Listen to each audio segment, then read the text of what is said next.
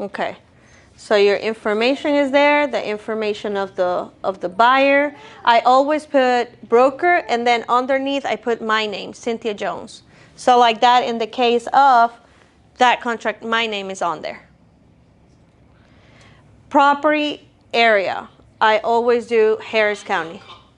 I do Harris County. Ahí a mí me aparece ya de agency team, porque creo que yo antes tenía mi nombre y me dijiste que lo cambiara, ¿no? Ya, no, ahí sí puedes poner tu nombre, en este de aquí abajo. Aquí en broker, no, pero en la de abajo, sí. Sí, en la primera línea tiene que ir el broker's name, the agency team, y en la segunda el tuyo. Y luego la información está ahí, updated. Luego aquí, market area. This will depend on what market area you're going to be looking. Me, personally... Sorry. So whenever, like, if they want to go see a house, you would put that address of that house in the address, city, state, zip code? No. So what would you... No. This is just the rep agreement. This is just the rep agreement. So this is, like, on the address, it will be Rosalie's address right now where she's living currently. But I don't want to, like, dig in, because later on, you know, she can give it to the lender. Yes. What I usually do for that is I just have it so that they have to fill it out. Oh, okay. So, yeah.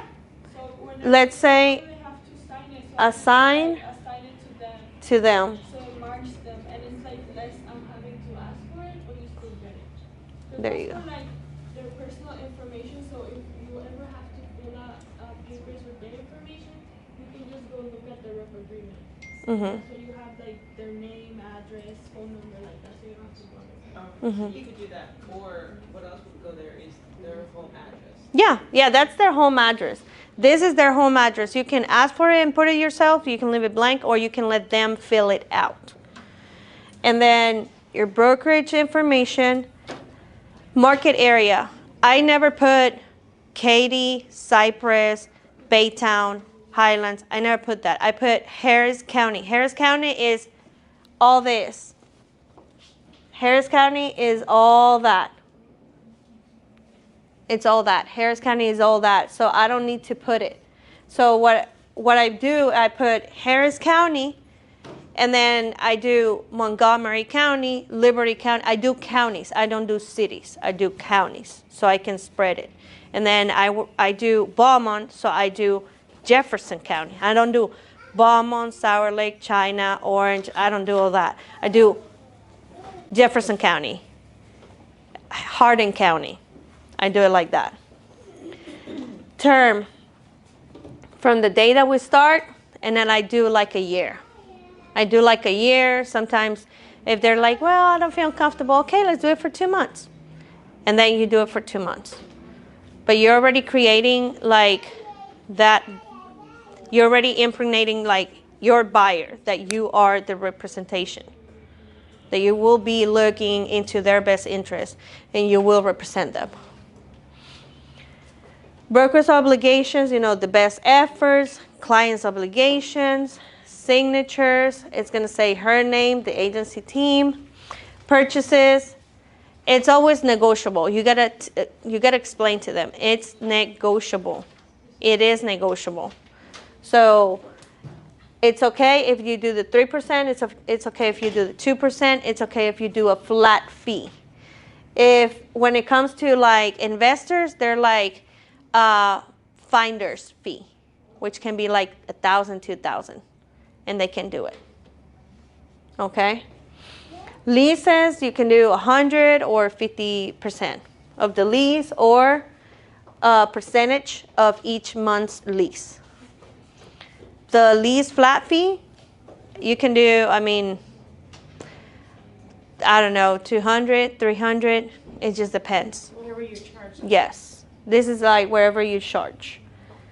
Earned and payable, acquisition, compensation. This is for construction.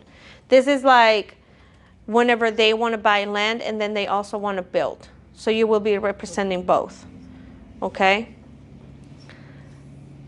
regarding bonuses. In addition to broker's fee specified in 7A, seller, landlord, or their agent may offer to pay a bonus if client purchases, leases certain properties. Broker will disclose the specific amount of any bonus offered to broker. Broker may not receive any bonus unless authorized by client in writing. Client authorization may be made by amending this agreement and use that form. That is if you're going to be getting BTSA. If they were doing a resale home and now they're doing a brand new home and they're giving you 2,000 of BTSA. Okay?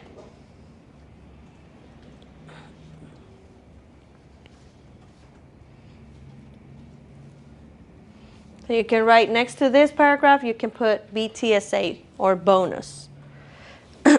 BTSA bonus. Regarding bonus? Okay. Yeah, bonus to selling agent. Okay, that's what BTSA means. Okay, protection period. I want to be protected, like 100%. So I always do either 60 or 90 days. I'm not going to let you go just like that. I'm not going to be driving, showing you homes, and then I turn around, and then you go under contract with another one to the house that I presented to you. You're not going to do that with me. So I do either 60 or 90 days. County amounts payable to broker to be paid in cash in. I can do Harris County over there, or I can do Jefferson County over there. Okay? You put the county there. County, not Houston. Houston is not a county. Well, there is a county named Houston, but it's not here in Texas.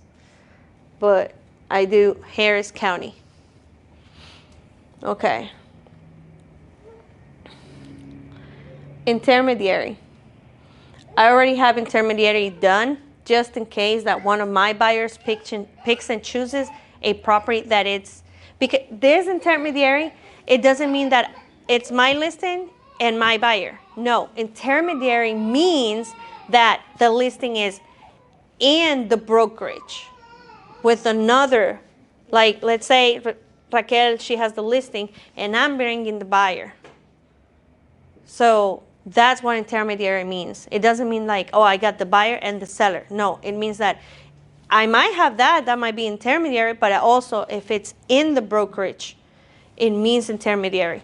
Remember, listings, they are owned by the brokerage.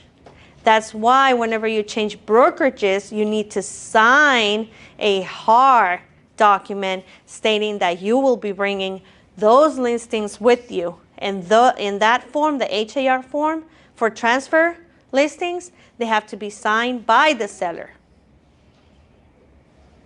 That's why that form is there.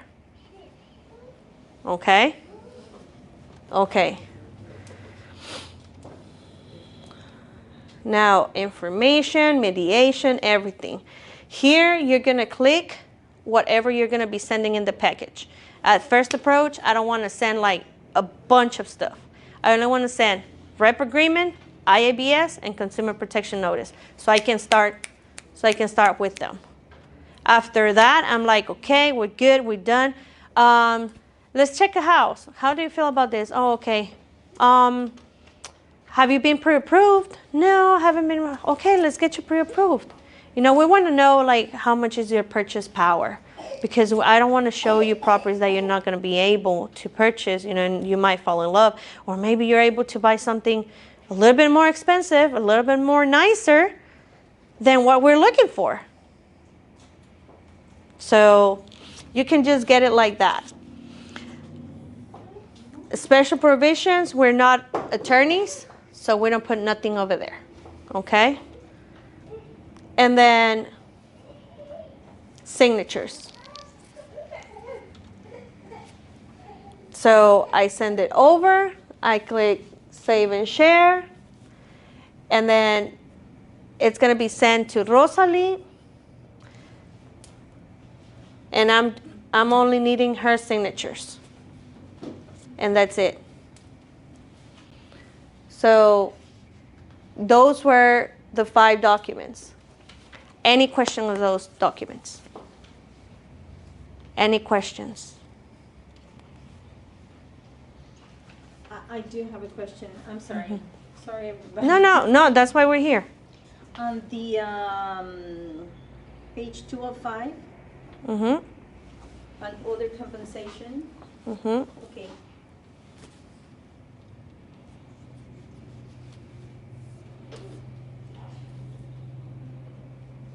Which one, mommy? Down, yeah, E3. E3? Okay, Yeah, right there. E3. Uh-huh. Okay. What are we supposed to put in there? Give an example. Additional compensation. In addition to broker's fee specified in 7A, broker is entitled to the value compensation. So construction, if client uses broker services to procure, negotiate the construction or improvements to the property that owns. So they're buying land and they want to build.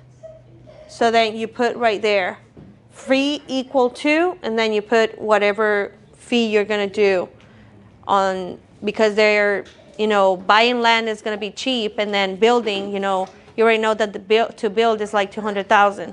So that's where you're going to put like your fee. Yeah, but under 3, when it says. And then other compensation, only insert amounts or rates of compensation that are objectively assertable to the specific amount or rate is known to be time of the execution. So if you already know that you're taking them to Lennar, and Lennar is giving right now a $8,000 for BTSA, that's where you put it at. So you put the number that you're getting from the construction. Yeah, you can put it right there. Yeah, only insert amounts or rates of compensation that are objectively assertable, and the specific amount or rate it's known at the time of execution.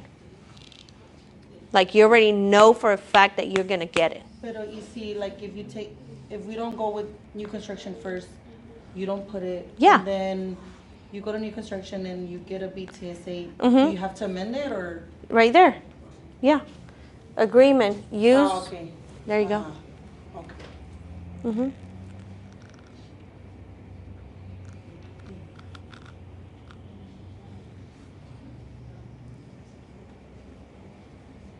Any questions? Any questions? What documents were reviewed right now? We just did the IABS, the Consumer Protection Notice, the rep agreement, general information, get a home inspection, and mold. Those are the required ones. Mm-hmm.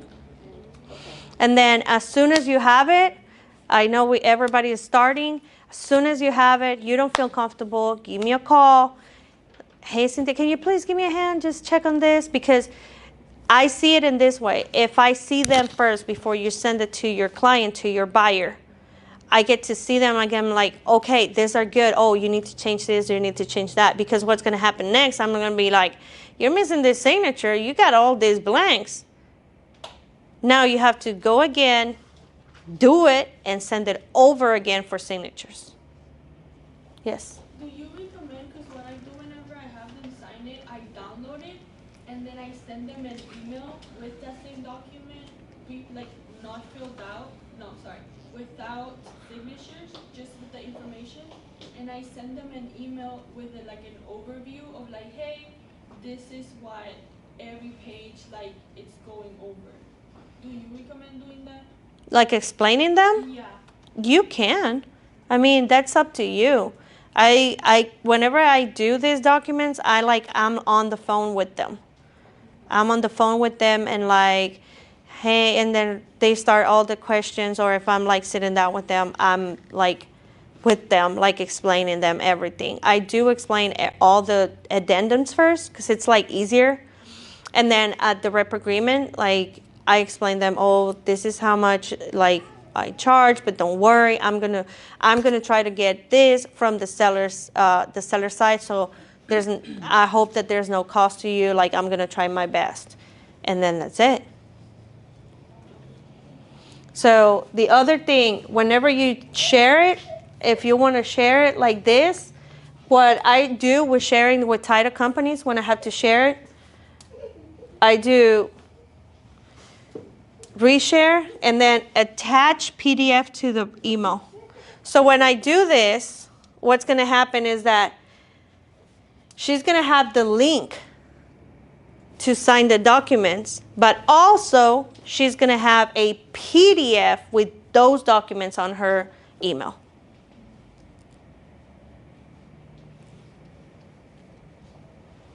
So you And can do both. Did you just add the PDF when Yeah. you're exchanging documents with title? Yeah. Whenever I do the CDA, With title. yeah, whenever I do the CDA and I have it already signed and everything, I just put right here title, and then I attach it as a PDF, and also I send them the link, either or. I can't open the link, I don't have them on internet. Okay, there's a PDF down the bottom.